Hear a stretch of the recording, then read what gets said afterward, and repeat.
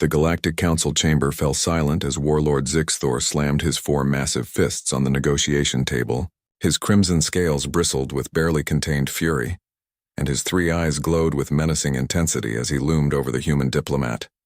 "You dare refuse the Krellian Empire?" Zixthor's voice boomed through the vast chamber, his words translated instantly by the neural implants all delegates wore.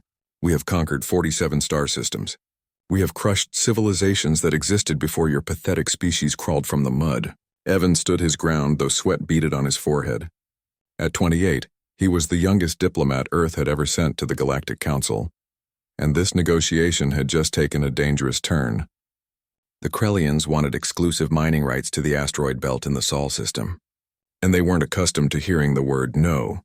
"Warlord Zixthor," Evan began calmly, adjusting his tie. "As I've explained, those resources are vital to—" Silence. The Warlord's tail whipped around, smashing a nearby chair into fragments. The other alien delegates shifted nervously in their seats. The insectoid Chithar representative's antennae twitched anxiously. Even the usually stoic, crystalline beings from Lumina Prime seemed to dim their glow. Zixthor leaned forward, his hot breath washing over Evan's face. The stench of sulfur was overwhelming. "Perhaps you misunderstand the situation, human. This is not a negotiation. This is me telling you what will happen. Refuse again, and I will personally lead the invasion fleet to your tiny blue world. I will make an example of you first." His clawed hand reached toward Evan's throat. That's when the slipper flew through the air. It was a worn, pink house slipper with faded floral patterns, the kind that had seen countless morning shuffles to the kitchen and evening walks to the mailbox. It spun through the zero-gravity diplomatic zone with surprising accuracy, covering the 15 meters between the observation gallery and the negotiation floor in less than 2 seconds. The slipper struck Warlord Zixthor directly on his central eye with a soft thwap. The chamber erupted in confused chittering, crystalline chiming, and various alien exclamations of shock. Zixthor stumbled backward, more from surprise than pain, his hand flying to his face. "You leave my grandson alone, you overgrown lizard." All eyes turned to the observation gallery where Hannah stood, 1 foot bare, her other slipper already in hand, arm cocked back for another throw. At 73 years old, she wore a floral dress and a cardigan, despite the climate-controlled environment of the space station. Her gray hair was pulled back in a sensible bun, and her eyes, the same warm brown as Evan's, blazed with protective fury. "Grandma," Evan's face flushed crimson. "You're supposed to be in the waiting area." "Waiting area, schmating area," Hannah said, already making her way down to the main floor with surprising speed for someone her age. "I saw what that bully was doing on the monitor. Nobody threatens my Evan. Nobody." The security drones hovered uncertainly, unsure whether to intervene. The Galactic Council had never dealt with a situation quite like this. Zixthor regained his composure, his scales now flushed dark purple with rage. "Who dares, an elder human?" He laughed, a sound like grinding metal. "You send your ancient ones to fight your battles. This proves how weak your species truly is." Hannah reached the negotiation floor and planted herself between Zixthor and her grandson. Despite barely reaching the Warlord's midsection, she pointed her remaining slipper at him like a weapon. "Listen here, you overgrown iguana. I raised 3 children, buried a husband, survived the water wars of 43, and I once stared down a malfunctioning combat drone during the Chicago uprising. You don't scare me." The Chithar delegate's translator stuttered, struggling to convey the peculiar mix of threat and dismissiveness in her tone. Zixthor's eyes narrowed. "Old female, you have sealed your planet's fate. For this insult." "Insult? Insult?" Hannah's voice rose. "You want to talk about insults? You stomp in here, making demands, waving your little arms around, threatening violence like some schoolyard bully. We invited you to negotiate in good faith, and this is how you behave?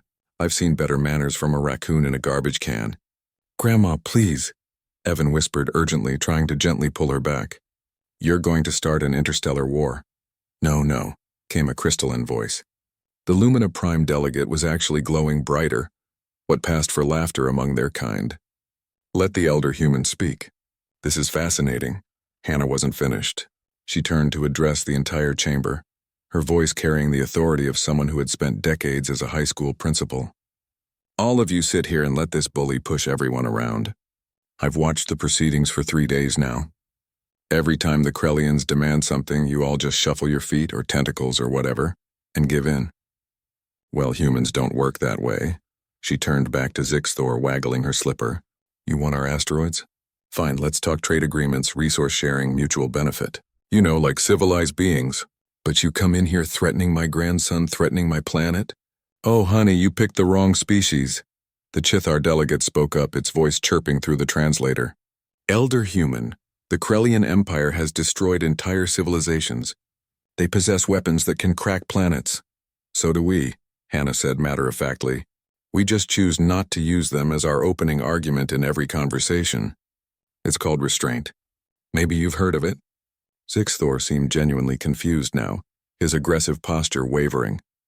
In his experience, species either cowered before Krellian might or fought back with their own military displays. He had never encountered someone who responded to threats with a slipper. You are either very brave or very foolish, old human, he said finally. I'm a grandmother, Hannah replied, which means I'm both, depending on what my grandchildren need. Right now, Evan needs someone to stand up to a bully. So here I am. The chamber remained silent for a long moment.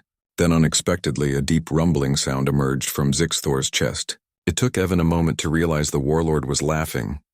Incredible, Zixthor said, his aggressive stance relaxing slightly.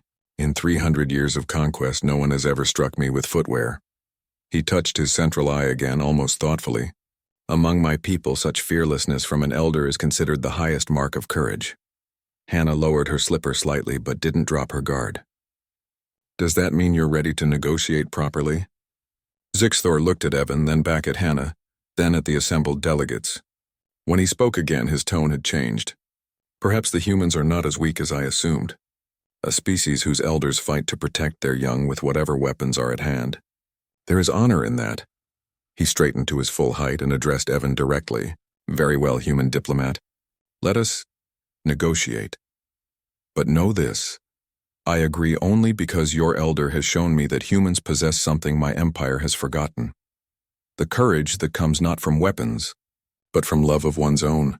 As Evan shakily returned to his seat to resume negotiations. Now, on much more equal footing, Hannah finally retrieved her thrown slipper from where it had landed near the Lumina Prime delegation. Grandma, Evan whispered as she passed.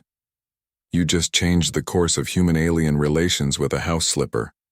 Hannah patted his cheek affectionately. Sweetheart, you'd be amazed what a grandmother can do with a good throwing arm and the right motivation. Now negotiate us a fair deal, or I'm throwing the other one. And that was how humanity earned its reputation in the Galactic Council, not through displays of military might or technological superiority, but because somewhere in the cosmos, a grandmother loved her grandson enough to throw her slipper at a warlord.